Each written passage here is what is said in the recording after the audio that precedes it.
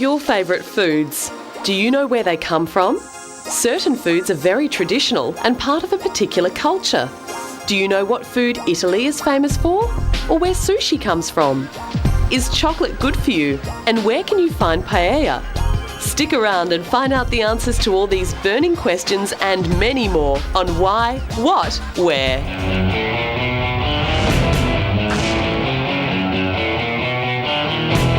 Where in the world do people eat sushi? Have you ever eaten sushi or seen it being prepared? Sushi is not for everyone, but it is a delicate and delicious snack or meal that had its beginnings in China and soon spread to Japan. Sushi began as a way of keeping fish fresh. This was when we didn't have fridges or freezers to keep things cool. The Japanese used to dry the fish, then place it between two pieces of vinegared rice as a way of making it last. Then they wrapped it in seaweed, or nori as it's properly named, so when they ate it, their fingers wouldn't get all sticky. Clever, huh?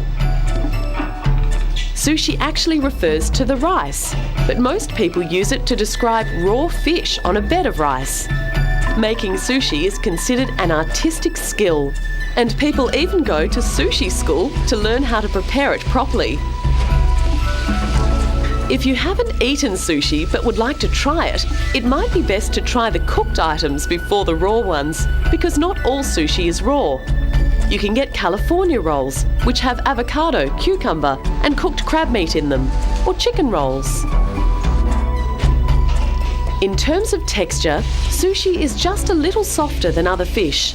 If you like calamari, then you could try the squid. If you don't eat meat or seafood, you could try the vegetarian sushi. There are ones with egg in them, or cucumber. Sushi, and in fact seafood in general, may be one of the best sources of nutrition that we can eat. It has lots of protein, nutrients, and is often low in fat. The seaweed wrap, nori, is rich with vitamins and minerals. These days you can find sushi everywhere. It's taken the world by storm and is a popular snack or meal. What is sashimi? Sashimi is sliced pieces of raw fish, such as salmon and tuna. What food is Italy famous for? Italy is an amazing place with lots of beautiful architecture, art and bustling street life. Did you know that Italian cuisine is the most popular food in the world when it comes to dining out? It's known for its unique names and delicious tastes. Can you guess what foods Italy is famous for? Well, I bet you've had pizza before. What about pasta, like spaghetti or lasagna? These are all very famous and popular foods from Italy. One of everyone's favourite dishes is spaghetti and meatballs in particular. It's easy to make, fun and delicious to eat, and it's healthy. Tomatoes are rich in vitamin C, and the tomato sauce on top is often homemade, which means that the recipes are very traditional and use very fresh ingredients. Each area in Italy has its own special foods, and the ingredients vary depending on what the season is. Meals are seen as a time to spend with family and friends, and there are usually no less than 3 or 4 courses. During the holidays, many family feasts will last for many hours. Pizza is another very popular Italian dish, made with an oven-baked flat, round bread, covered with tomatoes, or a tomato-based sauce and mozzarella cheese. A shop or restaurant where pizzas are made and sold is called a pizzeria.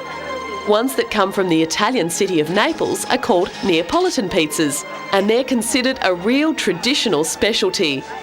The pizza bases from Naples are soft and springy, but in Rome they prefer a thin and crispy base. Another popular form of pizza in Italy is pizza al taglio, which is pizza baked in rectangular trays with a wide variety of toppings, and the price of a slice depends on how much it weighs. Nowadays, pizza is huge all over the world, and the toppings are different depending on what the local tastes are. What's your favourite topping? Did you know there are more than 600 shapes of pasta throughout the world? Where does curry come from? Do you like spicy food?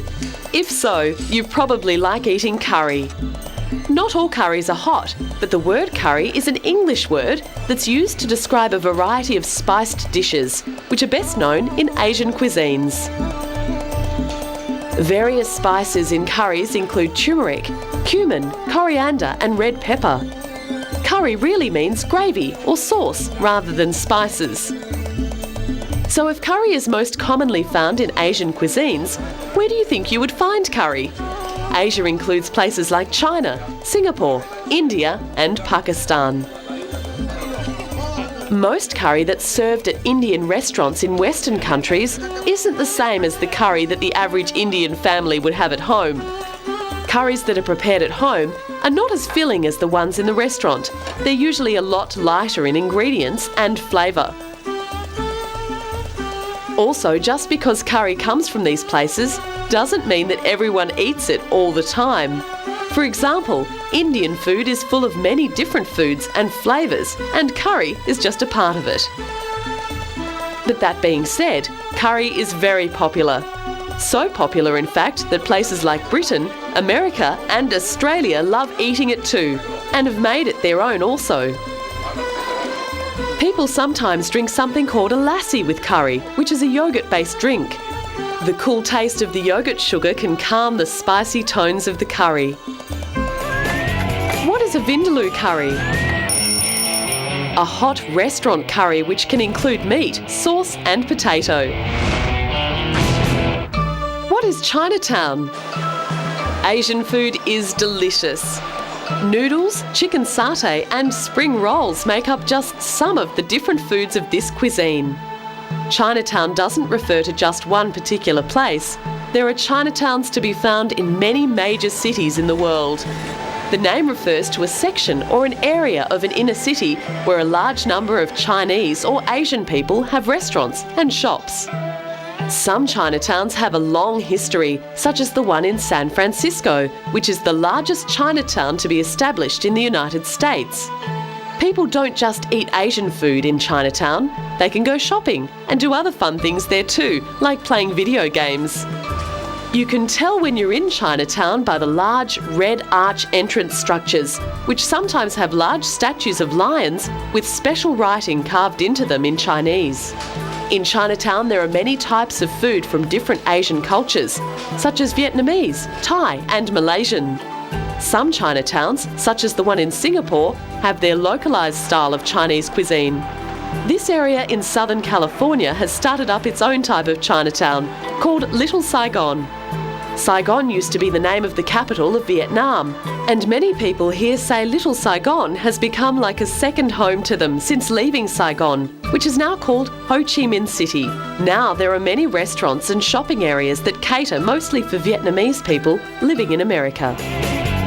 Did you know that Chinatowns can be found across the globe, but are most common in North America, Asia, Australia and Europe? Where does paella come from? Now let's explore one of Spain's favourite dishes. That's right, it's paella. In many parts of Spain, this famous rice dish has been a tradition for centuries. Some communities even have paella festivals, and big giant pans of the specialty are used to serve 2,000 people at a time. So as you can see, paella is a very popular dish that originates from Spain. You don't have to be a master chef to cook paella, that's what's so great about it. The key ingredients include fresh seafood, such as prawns, mussels, fish and clams, some spices and peppers, broth-like soup from fish or chicken stock to cook the ingredients in, and of course, the special white grain called rice to soak it all up. Where do you think the name paella comes from? There are rumours that the dish was first prepared by a man for his wife-to-be, and the word means for her. Others say it comes from the Arabic word bakia, which means leftovers, which were tossed into the rice. More likely, paella takes its name from the two-handled cooking pan, patella, which is the Latin word meaning pan, in which the dish is traditionally cooked. Paella originated from the Spanish region Valencia. According to tradition, paella was cooked by a group of men over an open fire. They used orange and pine cones and branches to help fuel the fire it was cooking on. This produced a smoke that flavoured and infused the paella. The dinner guests would then eat straight out of the paella pan. What is the traditional spice used in paella? Saffron. Coming up, we find out if chocolate is good for you and what do sports people eat?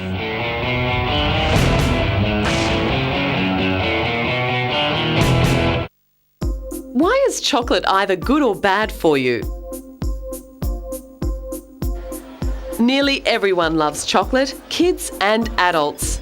You can have lots of fun learning about the world of chocolate and tell your family and friends fun facts about cacao, the tree that grows the seeds for chocolate.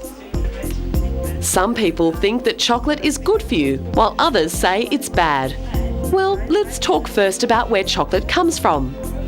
All the chocolate we eat comes from the cacao tree. These trees produce pods containing pulp-covered seed. The seeds, once developed and dried, are turned into chocolate. You can find cacao trees in rainforests, but they won't begin to produce fruit until they're at least 3 to 5 years old. One of the most amazing things is that the cacao pod contains about 30 to 50 almond-sized seeds, which can make 7 milk chocolate candy bars. But before chocolate was eaten in candy bars, it was drunk. Some of the earliest known chocolate drinkers were the ancient Maya people of Central America. Understandably, chocolate became so popular that it began to be used for trade, so people would sell it in exchange for other things and also use it as an offering to gods and leaders. Chocolate was once a special drink used only by wealthy people, and it was considered a luxury to lie in bed and sip a cup of hot chocolate. It wasn't until the 1800s that chocolate was eaten by everyone. New inventions and machines meant that chocolate became more affordable, not just for the rich and famous. Now people give chocolate as a gift on special occasions. There are many different types, such as milk chocolate, dark chocolate, and white chocolate. It can also come with different flavoured fillings inside, like caramel and strawberry. Okay, but is chocolate good for you, or is it bad for you? Well, it depends. The good news is that chocolate is rich in some plant antioxidants, which some researchers believe may help prevent heart disease and cancer. The bad news is that it hasn't fully been proven, so you shouldn't eat too much, just in case.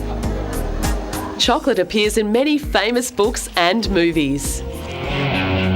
Did you know that very few people are allergic to chocolate? What are mussels? You might be thinking that muscles are what grow on people's bodies, especially when they're fit and strong. Well, that's true, but mussels can also refer to the family of clams or mollusks that live in both saltwater and freshwater.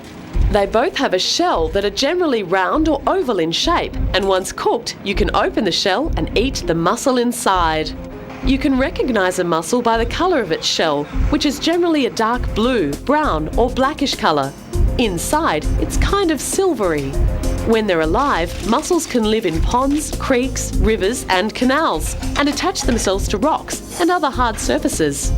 Mussel shells are made up of 2 halves joined together. They have a lovely coloured pearl-like shell, and you can tell when they're cooked because you can prise the shell open with your finger and eat the mussel inside. Often you'll find the mussel served with a tomato sauce and sometimes even French fries. Mussels feed entirely on plankton, which are small organisms that drift in the ocean and water. Mussels are tasty and they have a lot of vitamin B and C and vital minerals including iron and zinc. Mussel meat contains more protein than beef stock, as well as much less fat, many more mineral nutrients and a quarter of the calories. Did you know that the size of the mussel changes with the season?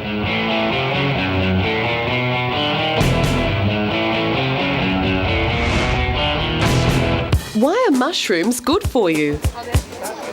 Surveys say that almost all children either like or love mushrooms, and that over 90% of people over the age of 25 either like or love mushrooms. Do you love them? Or maybe you don't like mushrooms at all. The thing is that mushrooms are good for you and can add something very special to a dish. Mushrooms are often put in the same group as fruit and vegetables, but they're actually a fungus, which is a type of organism, so they're in a class of their own. However, they share some of the benefits of fruit and vegetables, such as being low in calories. They have no cholesterol, which can be bad for the heart, and are pretty much free of fat and sodium. One of the most important benefits of mushrooms is that they contain B-complex vitamins, which you don't usually find in other fresh foods.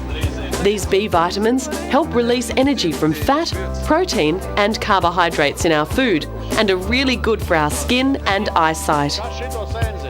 Mushrooms have been around for many, many years. In fact, the early Greeks and Romans are thought to have grown mushrooms and used them in lots of different dishes many centuries ago. Today, there are thousands of types of mushrooms, which, as we've already found out, are really a type of fungus. They come in so many different sizes, shapes and colours. The caps of some mushrooms can be very soft, while others are rough. Some taste nutty and earthy, whilst others don't really have much flavour. There are wild mushrooms, shiitake, enoki and chanterelle, to name just a few. But did you know that many wild mushrooms are poisonous? It's really important that you know which species you can eat and which you can't, so take extra care if you happen to be picking them yourself. What vegetable is said to be good for your eyesight? Carrots. What are organic vegetables?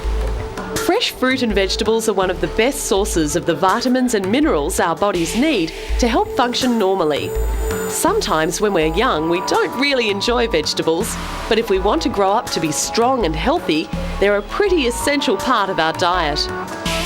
Most fruit and vegetables are fat-free and contain loads of energy, so they're especially good for you if you love playing and doing sport. Athletes eat tons of fruit and vegetables. It gives them iron and helps boost their energy and immune system, making them perform at top levels. What do you think the difference is between organic and non-organic fruit and vegetables? And which do you think is better for you? Well, firstly, let's remember that all fruit and vegetables are actually good for you. It doesn't matter if they're organic or not. However, organic produce refers to a method of production of food that must reach certain standards. Organic animals, for instance, are raised on farms in a much freer environment. For example, chickens get to roam free in large areas rather than being cooped up in cages all day, and are generally fed a healthier diet. No chemicals or sprays are used on the crops or vegetables, so produce is thought to taste better because it retains the levels of nutrients for much longer. Studies are still being done on whether organic food is better for you than non-organic, but one thing is for sure. If you want to get the most from your food, eat it while it's fresh. What is a farmer's market? Markets that are held outdoors in public spaces where farmers can sell their produce to the public. Coming up, we find out which foods have vitamins in them and what a waiter does.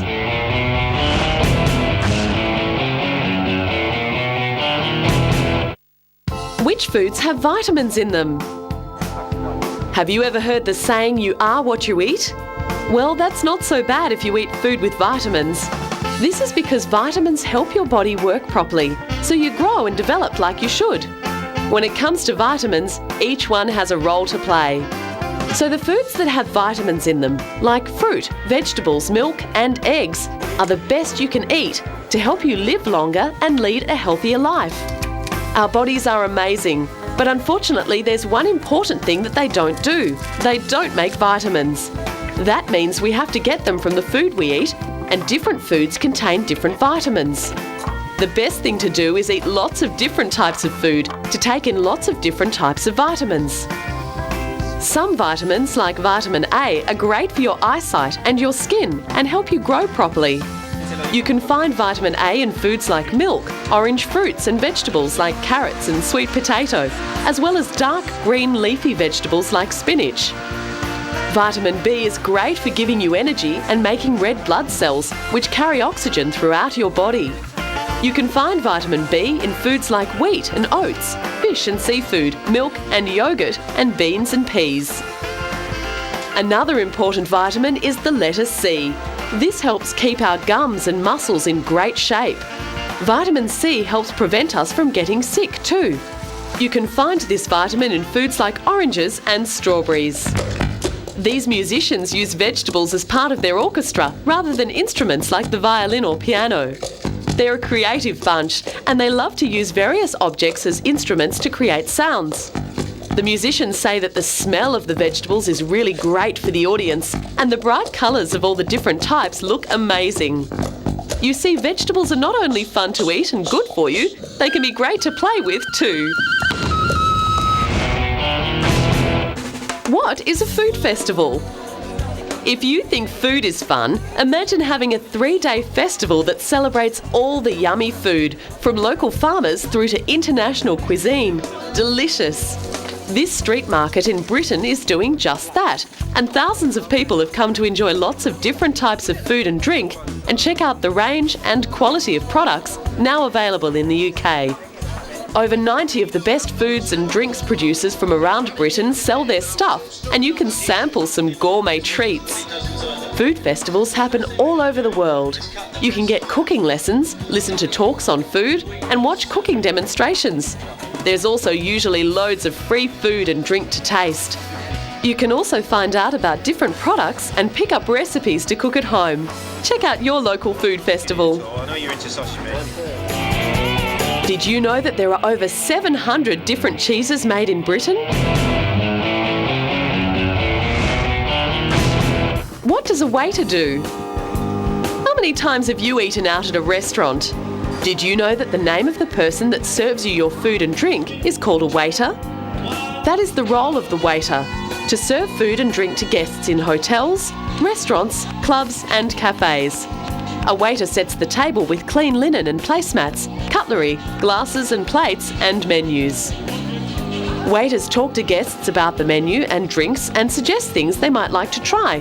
Sometimes they can recommend local produce and attractions to visitors if you're tourists from overseas.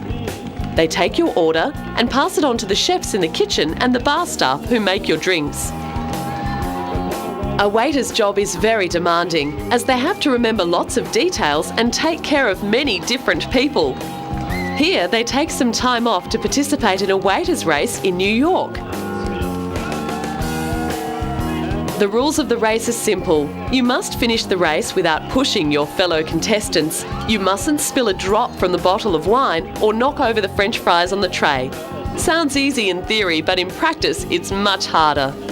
The winner of this race was 22-year-old Celine Gardner, who flew in from Sweden to take part in the race.